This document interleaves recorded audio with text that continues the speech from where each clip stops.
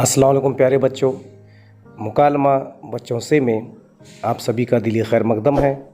अगर आपने इस चैनल को सब्सक्राइब नहीं किया तो फ़ौरन सब्सक्राइब कर लीजिए, बेल आइकन पर क्लिक कीजिए। आप ज़रूर लाइक कीजिए, शेयर कीजिए और कमेंट कीजिए। तो चलिए, जमात दहुम मज़मून निगारी में जो है एक सवाल आता है। मज़मून लिखिए 8 मार्क्स के लिए। आप बीती पर मबनी एक मज़मून आपको इम्तिहान में पूछा जाता है, तो आप ज़रूर उसे अपने बयाज़ में लिखिए। आप इसमें कमी व बेशी कर सकते हैं। कमी व बेशी करने के बाद आप अपने स्कूल के उस्ताद से जांच कराइए और उनसे रहनुमाई हासिल कीजिए। तो चलिए शुरू करते हैं। एक फूल की आप बीती मज़मून का उन्वान है। तो चलिए, मेरे नाम से सभी वाकिफ़ हैं, सभी मुझे बेहद पसंद करते हैं। मुझे फूलों का बादशाह कहा जाता है। मैं गुलाब हूँ, मेरी पैदाइश एक खूबसूरत बाग में हुई। जब मेरी आँखें खुली तो मैं अपने आप को एक डाली पर पाया। वो डाली मुझे बड़े प्यार से झूला झुलाती थी, वही मेरी माँ थी। दूसरा पैराग्राफ देखिए। मेरे आसपास तरह तरह की कई कलियाँ थीं। इन्हें देखकर मैं सोचा करता था कि कभी मैं भी कली था।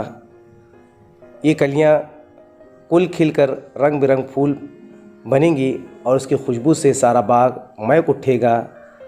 आज हवा उठी, उन्हें छेड़ कर निकल जाती हैं। सूरज की किरणें उन्हें चूमती रहती हैं। रंग बिरंगी तितलियाँ उन्हें छूकर उड़ जाती हैं। भंवरे उसकी तरफ कम ध्यान देते हैं। शहद की मक्खियाँ उन पर एक डाली पर नज़र डालती हैं और दूर निकल जाती हैं। जब मैं जवान हुआ तो मेरी जवानी, मेरा रंग रूप काबिल दीद था। सारे बाग में मैं गुलफाम के नाम से मशहूर हो गया। मुझे पाकर बाग की वो क्यारियाँ झूम उठी, खड़े पौधे लहला उठे। मैं भी अपनी खूबसूरती और रंग रूप की तारीफ़ें सुनकर मगरूर हो गया। रंग बिरंगी तितलियाँ मुझसे दोस्ती करने लगीं। भंवरे मेरे कानों में मीठे मीठे नगमे गुनगुनाते। जो भी वहाँ गुज़रता मुझे देखता रह जाता।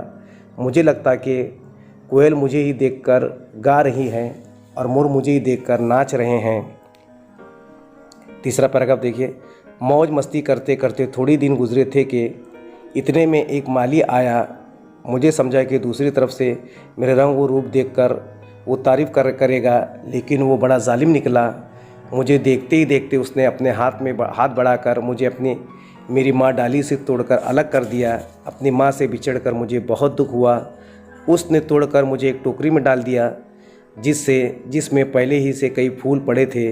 मेरी तरह कई खूबसूरत फूलों को अलहदा करके उसने अपनी कोठरी में एक तरफ रख दिया। मेरे दिल में तरह तरह के वसवसे पैदा होने लगे कि खुदा जाने आगे क्या होने वाला है।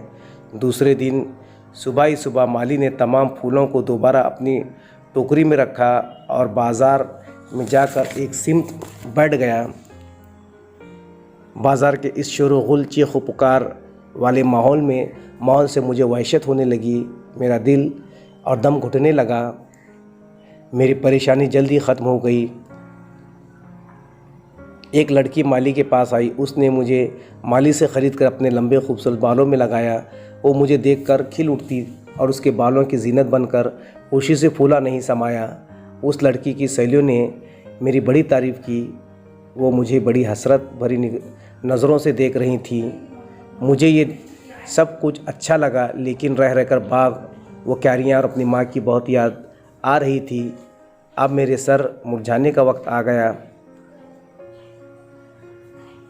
लेकिन मुझे इसकी कोई फ़िक्र नहीं है, क्योंकि ये बात आप लोग अच्छी तरह जानते हैं कि हर दिन के बाद रात है और हर जवानी के बाद बुढ़ापा, हर ज़िंदगी के बाद मौत है।